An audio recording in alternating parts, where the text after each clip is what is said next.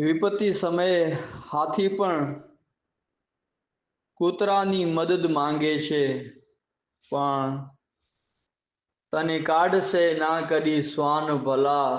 ચૂપ થા પરલોક જતો, તારી મોટપની મજા સંગ લઈ મરી જા ગજ તું હસતો હસતો.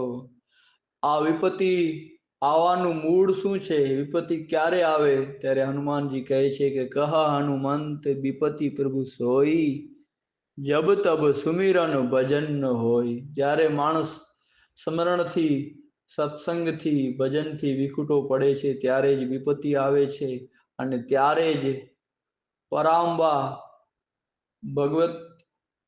ભગવતી અને ભગવાનનો આશ્રય છોડી અને શ્વાનો પાસે માણસ હાથ લંબાવે છે.